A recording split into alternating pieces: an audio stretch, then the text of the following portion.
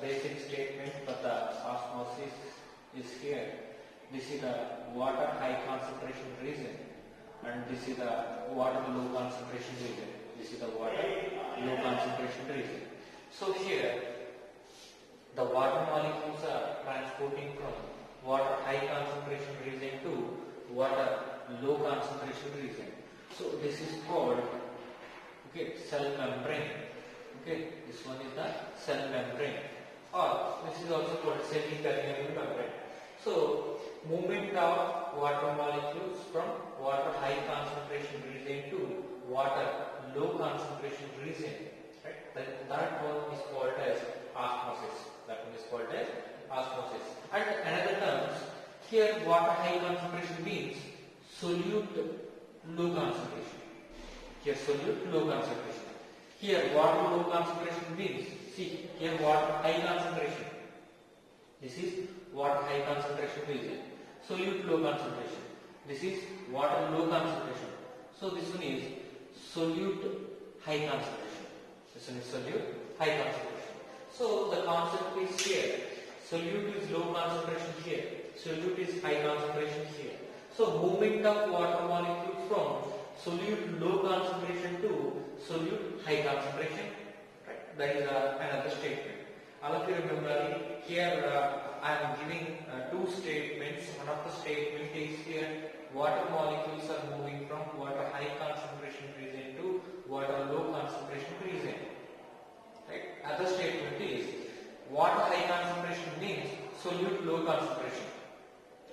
So here molecules, water molecules are moving from solute low concentration to solute high concentration. Right? So that is about the basic definition for the osmosis process. Here osmosis, molecules are moving from high solvent to low solvent. High solvent to low solvent. See, water molecules are nothing but solvent molecules. Right? So here there is a semi-permeable membrane is there. Through that semi-permeable membrane, here molecules are moving. Molecules are moving. See, the solvent molecules are moving from high to low. And again, the solvent molecules are moving. Here also which one is moving? Solvent molecules are moving from low solute concentration to high solute concentration. Low solute concentration to high solute concentration. Right? See, these are some of the movement of water. Exactly depends on the osmosis process. Low osmotic pressure to high osmotic pressure. Water molecules are moving from low osmotic pressure to high osmotic pressure, and high osmotic potential to low osmotic potential. See, always these two are opposite. These two are inversely proportional. These two are inversely proportional. So here high osmotic potential to low osmotic potential. The water molecules are moving. So exactly opposite. Here low osmotic pressure to high osmotic pressure. Right? So here water molecules are moving, and high diffusion pressure to low diffusion pressure. High diffusion pressure to low diffusion pressure. For suppose this is the one of the cell. Here there is a high diffusion pressure is there here. From high diffusion pressure to low diffusion pressure. Here there is a low diffusion pressure is there. So here the water molecules are moving from high diffusion pressure to low diffusion pressure. High diffusion pressure to low diffusion pressure. See, coming to the next one is the DPD. DPD. See, sir, what is DPD? Diffusion pressure. Diffusion pressure deficient. Diffusion pressure deficient. Diffusion pressure deficient means, for suppose this is the cell. This is the cell.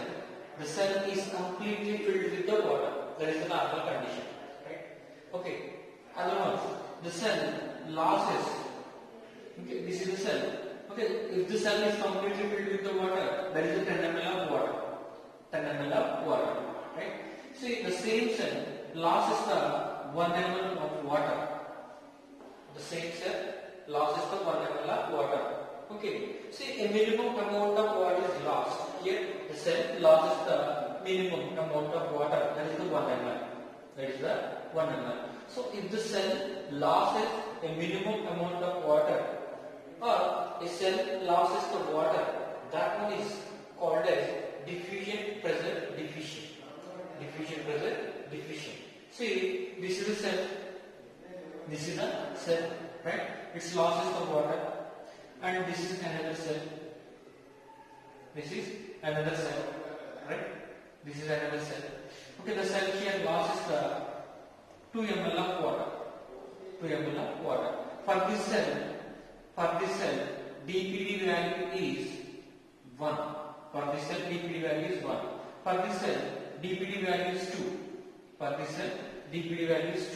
So, I already given the statement, okay, low dPd to high dPd. The water molecules are moving from low dPd to high dPd. Low dPd means here, the cell dPd value is 1. Here this cell, the dPd value is 2. So here, molecules are moving from here to here. The water molecules are moving from here to here. So very simple. The water molecules are moving from low dPd to high dPd. The water molecules are moving from low dPd to high dPd. In a cell, a particular amount of water is lost. Generally, the cell has a maximum capacity, right? In that case, the diffusion pressure deficient value is 0. If the cell loses the water, 1 ml is lost, or certain amount is lost. Okay, 1 ml is lost. Maybe I'm saying the number. 1 ml is lost, the dPd value is 1. If the 2 ml is lost, the dPd value is 2. So here, the water molecules are moving from low dPd to high dPd. The water molecules are moving from low dPd value to high dPd. See, again we have the calculations also based on the dPd. We will discuss. Again we have the calculations on dPd also, right? We will discuss. So here, the water molecules are moving from low dPd to high dPd, and the concentration of solvent is proportional to osmotic pressure. Concentration of solvent is proportional to the osmotic pressure. See, this is not for the movement of water. This one of the standard statement. Concentration of solvent is proportional to osmotic pressure, right? So that is about that basic osmosis definition and the movement of water molecules, and this is one of the standard statement, right? And coming to the types of the osmosis, exoosmosis is there, endoosmosis is there. Exoosmosis is there and endoosmosis is there.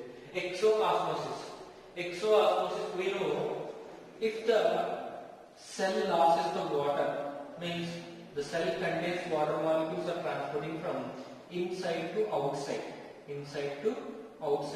So this one is called as exoosmosis. We know the basic concept. Here there is a high concentrated solution is present. Inside, low concentrated solution is present. So always the water molecules are moving from low concentrated solutions to high concentrated solutions.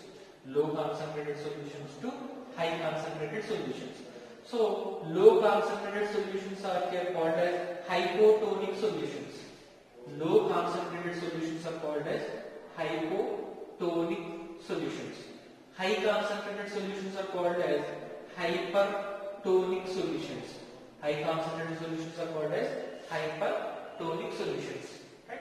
That is about the exoosmosis process. And actually the endoosmosis. Here endoosmosis means whatever that water molecules are there, the water molecules are transporting from outside to inside.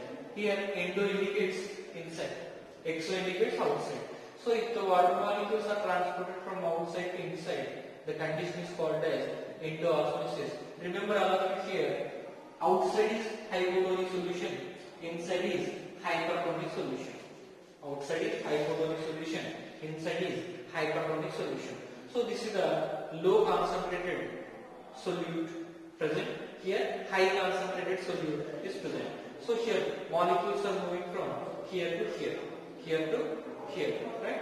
So that is about the endoosmosis. So if the water molecules are transported from outside to inside, this is called as endoosmosis. Right? And if the water molecules are transported from inside to outside, this is called as exoosmosis. And already remember this table, actually this is also not given in NCERT, but we have to know about this concept also. That's why I mentioned here. And the types of the membranes. There is a different types of the membranes are there. Very first one is that permeable membrane. Permeable membrane for solute and solvent. Permeable membrane for the solute and the solvent. See, whatever that cell wall is there. Cell wall. This is a cell wall. Best example. Cell wall. Okay. Cell wall allows all the types of the components. Cell wall allows all the types of the components. So cell wall is a permeable membrane. Cell wall is a permeable membrane, and we know the cell wall is the dead. Right? So cell wall is indicates here permeable membrane. Not exactly membrane here. Cell wall shows the permeability. Cell wall shows the permeability. Right? And next one is the semi-permeable. Semi-permeable membrane. Here only transports solvent molecules. Only transports the solvent molecules. That one is called as semi-permeable membrane. We know egg membrane. We know about the egg membrane. Egg membrane is the semi-permeable membrane. Right?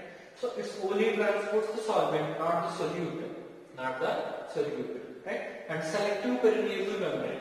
See, it allows that solutes only. Selective permeability. Okay, that membrane only transports the solute, not the solvent. Right? Example is the cell membrane. We know different types of cells contains that cell membranes and organelles. Cell organelles are there. Okay, we know about that chloroplast membrane is there, mitochondrial membrane is there, vacuole membranes are there. All these are the best examples for the selective permeable membranes. And impermeable membranes are impermeable structures. See, rubber is the best example. Rubber is the best example. And suberized cell walls. Within the plants, some of the cells are so deposited with the suberin. So that cells are unable to transport the water molecule. So the cells are impermeable to transport or transport different types of molecules. So that kind of structures are called as impermeable membranes. Examples are the rubber and the suberin deposited cells. Suberin deposited cells. So this is about the basic introduction for the osmosis process, and some of the important points are there. We'll discuss.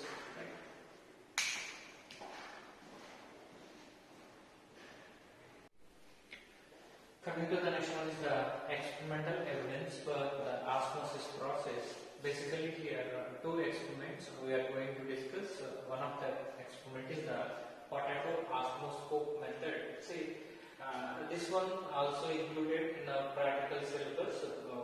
We'll do this experiment, right? And next one is the distal funnel method. Distal funnel method. So how we are doing this experiment? How we can identify the osmosis process? Very, very simple. Here, one of the potato tuber, one of the potato tuber collected that, that potato tuber collected into a particular shape, right? See, we can dig the whatever the starch content is there, and we are preparing one of the particular shape. Okay, the shape maybe it's look like a bowl shape, right? At the center of the potato, right? We are digging a small hole-like structure, right? Within that hole-like structure, we are adding the sugar solution. So this is one of the potato cut in a particular shape or particular bowl-like shape, right? See, center we are adding one of the sugar solution, and outside, see, this is one of the tray. Within the tray, we are adding that pure water. So initially, if we identify the water level, and we can insert one pin at the initial water level. See, this is one of the pin, and this is one of the potato osmoscope, right? Initial water level, at that level, we are inserting one of the needle. After the initiation process, if we kept that potato structure within the pure water, that is nothing but tray. Within the tray, if we kept the total structure, after 2 hours or after 4 hours, the water level is raised. The water level is raised like this. The water level within that potato structure, okay, is raised. Okay, sir, how the water is transported here? See, we already know this is one of the pure water and this is the sugar solution. Means inside the potato there is a high solute concentration is present. Within the pure water there is no solutes here. Pure water means here there is no solutes. So water is transported from here to here. Water is transported from here to here. See this one, the potato, this one is act like a membrane. This one is act like a membrane. So this is the one of the evidence for the osmosis process, presence of this potato structure, and the pure water molecules are transporting from outside to inside the osmoscope. Inside the osmoscope, right? So the water level is raised. That is one of the first evidence for the potato osmosis process. And coming to the next one, mistal funnel. See here also same concept. One of the mistal funnel is taken, that is tagged with that one of the membrane. This one is the egg membrane. This one is the egg membrane. We are connected here. That egg membrane preparation also we know. Take one of the eggs and that one is dipped in the HCl solution. Whatever that outermost cell structure is there, that one is dissolved with the HCl. Then we get the one of the membrane structure. That membrane is tagged here. That membrane is tagged here. And within that distal funnel, okay, we have to add the sugar solution. And outside, this is the beaker. Within the beaker, we need to add the pure water. We need to add the pure water. So if we added the pure water, if we added the sugar solution inside, right? See initial water level. If we identify the initial water level here, right?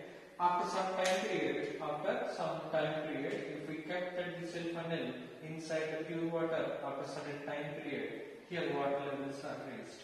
Here water levels are raised. See, this one is indicates for the pure water contains that water molecules are transporting from outside to inside. Outside to inside. See, from outside to inside, the water molecules are transported. Then inside the distal funnel, the water level is reached. So that one is indicates for that osmosis. See, the water molecules are moving from water high concentration region to water low concentration region. Water high concentration region to water low concentration region. Then inside the distal funnel, the water levels are reached. Inside the distal funnel, the water levels are reached. That is about that distal funnel and experimental evidence for the osmosis process. And osmotic pressure, accumulation of water inside the cell generates the osmotic pressure. This is the one of the cell. Inside the cell, if the water levels are accumulated, okay. Inside the cell, if the water levels are accumulated, it generates the osmotic pressure. Right? See here, these are the different osmotic pressure values. Hydrophytes are there, 3 to 5 atm, and the mesophytes are there, right, 5 to 15 atm, and the xerophytes are there, 10 to 30 atm. The maximum values seen in the halophytes. See the halophytic plants means which are grown in the salt water region. It reflects Confertifolia is the plant name. Okay, it reflects Confertifolia is the plant name. Right here the 202. This is the highest value. This is the highest osmotic pressure value. So if we notice one thing here, hydrophytes are less than mesophytes. Mesophytes are less than xerophytes. Right? Xerophytes are less than halophytes. Right? So that is about the osmotic pressure. Also remember, the osmotic pressure is very, very important to maintain the shape of the cell. See, we know, I like to discuss about the concept exactly. This is the cell. Right?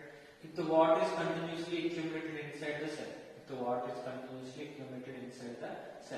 so there is a pressure is developed. That pressure is called as Turgor pressure. That one is called as Turgor pressure. Right? So that turbulent pressure always developed by the accumulation of water inside the cell. Inside the cell. Always the turbulent pressure is act on the wall. Always the turbulent pressure is act on the wall. Right? And see, for the balancing purpose, wall pressure. Okay, whatever that cell walls are there. Suppose this is the cell wall. This is the total structure of the cell wall. So here whatever that cell wall is there, the cell wall also automatically act in the opposite direction. The cell wall also act in the opposite direction. This one is called as wall pressure. This one is called as wall pressure. So this one is called as tubular pressure. Tubular pressure, right? So always, okay, in a cell, tubular pressure is equals to wall pressure. Tubular pressure is equals to wall pressure. If the tubular pressure is equals to wall pressure, the cell shape is maintained. The cell shape is maintained. Remember, here tubular pressure is very, very important to maintain the shape of the cells. To maintain the shape of the cells, right? It is about that potato osmoscope and the cell funnel, and this is about the osmotic pressure. Here, osmotic pressure is majorly involved in the majorly generated by the accumulation of water inside. See, the same concept, tubular pressure is nothing but that osmotic pressure. In that same concept, the tubular pressure is developed. That is nothing but osmotic pressure, right? And coming to the next one is the osmosis process. See, here there is a plasmolysis is there, deplasmolysis is there. First of all, we will discuss about we will discuss about that plasmolysis process. Within that plasmolysis process, see, we are checking the cell's behavior in different types of solutions. In different types of solutions. We know. So here we are studying the cell's behavior in different types of solutions. Right? See, the very first one. Generally, there are three types of different types of solutions are there. The very first one is hypertonic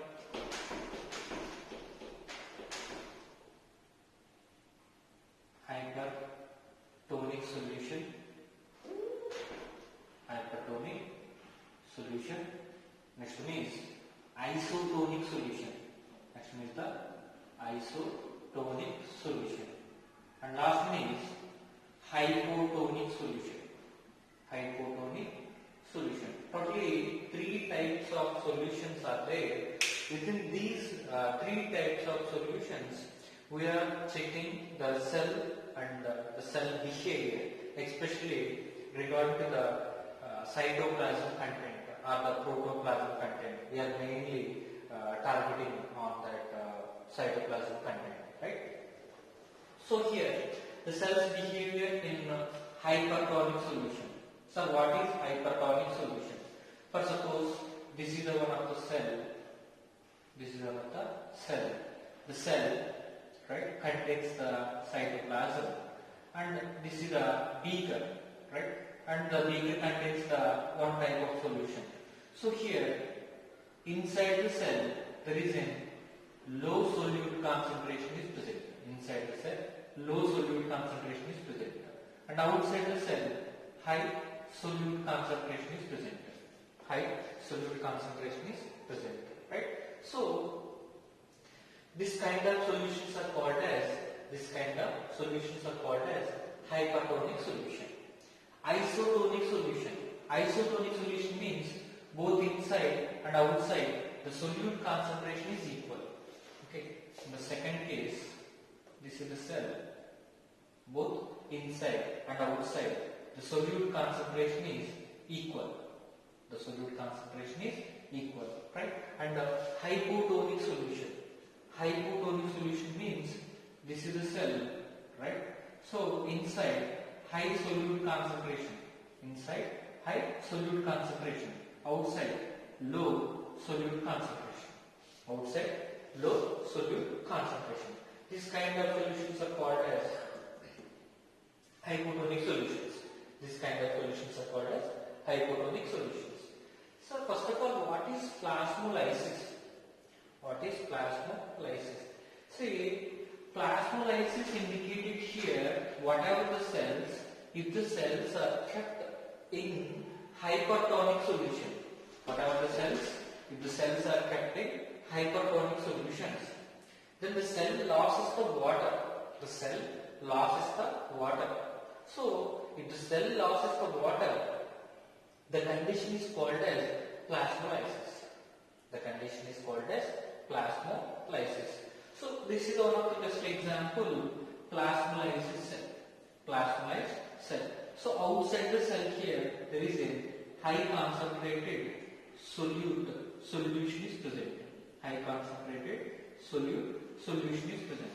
Then here, the water molecules are transporting from inside to outside.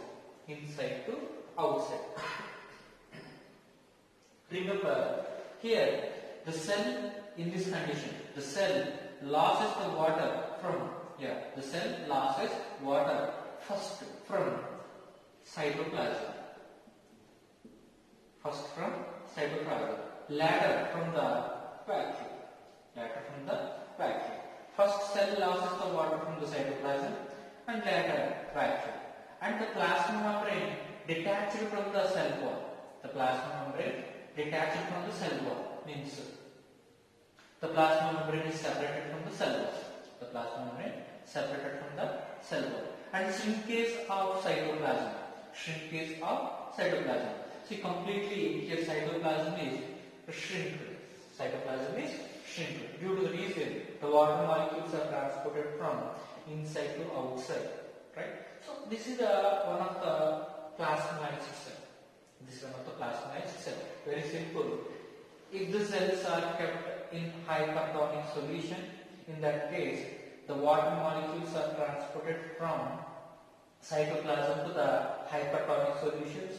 Then initially cytoplasm loses the water molecules. Later vacuum contained water molecules are lost. There is a shrinkage of cytoplasm which takes place. Shrinkage of cytoplasm which takes place. Right? So here shrinkage of cytoplasm is nothing but plasmolyzed condition. The condition is called as plasmolyzed condition. This is one of the best application for the pickles preparation. This is one of the best application for the pickle preparation. Pickle preparations are within pickles. See, if we cook the rice, it's okay. Mostly within 24 hours, the rice will be damaged by the microorganisms. Damage is nothing but contaminated. Okay, the rice is contaminated by the microbes within 24 hours. Okay, sir, we are preparing the pickles up to several. Okay, we are preparing the pickles up to several months. Okay, the pickles are not affected by the microbes. The pickles are not affected by the microbes. Why? See, within the pickles we are adding that high concentrated salts and some of the oils we are adding. Some of the oils and the salts we are adding. Major concept is salts. Is there any? Okay, this is one of the pickle. This is one of the pickle. Here, the pickle is like a hypertonic solution. Pickle is like hypertonic solution. Any microorganism is trying to attack on the pickle or the pickle substances. In that case, once the bacteria is entered, once the fungi is entered, the bacteria loses the water, the bacteria will be dead. The fungi loses the water, the fungi will be dead. So, due to that hypertonic solutions, the pickles are not affected by the microbes. The pickles are not affected by the microbes. So, here this is one of the plasmolyzed. And next one is the classic cell. Next one is the classic cell. Classic cell, this condition, the classic cell condition, isotonic solution. See, this is the beaker and this is the cell. The cytoplasm solute concentration is equals to the outside the solute, outside the water content solute. Means this is the solute and this is also solute. So here the solutes, both solutes are here equal. Both solutes are equal here. There is an equilibrium state is maintained. There is an equilibrium state is maintained. Here molecules are transporting from outside to inside and inside to outside. Outside to inside and inside to outside. There is an equilibrium is maintained continuously. The water molecules and the molecules are transported, right? So that condition is called as flaccid condition. That condition is called as flaccid condition, right? That is about the classic condition. Last one, turgid condition. Turgid condition means this one is the hypo, this one is the hyper, this one is become hyper. Then here water molecules are transporting from outside to inside. The water molecules are transporting from outside to inside. So this condition is okay. If the cell continuously accumulated with the water molecules, or maximum amount of water is taken by the cell, and inside the cell there is a pressure is developed. That pressure is called as Turgid pressure. I already said inside the cell continuous accumulation of water, there is a pressure is developed. That pressure is called as Turgid pressure. Right? So the cells are called as turgid cells. If the cells are completely filled with the water molecules, or maximum amount of water molecules are taken by the cell, that kind of cells are called as turgid cells. Right? So the turgid cells which are especially prepared, means how the turgid cells are formed here. See, if the cells are kept in hypotonic solutions, continuous accumulation of water takes place. That cells are turgid cells. And remember, the turgidity of the cell is very, very important to maintain the shape of the cell. The best examples, stomata, opening and the closing. See, opening is completely depends on turgidity. If the stomata, whatever the guard cells are there, the guard cells, involved in the uptake of water molecules, that time stomatas are open. If the guard cells are lost the water, the condition is flaccid condition. That condition, the stomatas are closed. So that is about the turgid cell and which maintains that Turgid pressure. Remember, inside the cell, the accumulation of water develops the Turgid pressure. And see, there is an opposite direction. The cell wall also generates one kind of the pressure. This one is called as wall pressure. Always Turgid pressure is equals to wall pressure. And coming to the next one, last one, deplasmolysis. Deplasmolysis is nothing but this is the cell outside hypo, inside hyper. If the water molecules are transported from outside to inside, see, even the limit also exceeded here. Finally, the cells are bursted. The cell walls are broken down. So if the cell walls are broken down, completely the cells are bursted. So the bursted cells or cell wall breaking down by the pressure. That kind of process is called as deplasmolysis. Very simple. Deplasmolysis means accumulation of a very, very high amount of water generates a very high pressure. Cell unable to balance it. In that case, the cells are bursted. If the cells are bursted, the condition is called as deplasmolysis. The difference between the plasmolysis and the deplasmolysis. If the cytoplasm shrinkage takes place, the condition is called as plasmolysis condition. The cells are shrinking.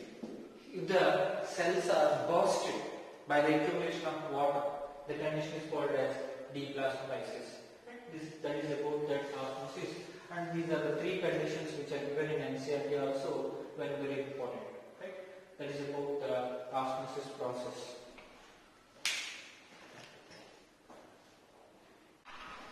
Coming to the next one is the imbibition process. So what is imbibition here?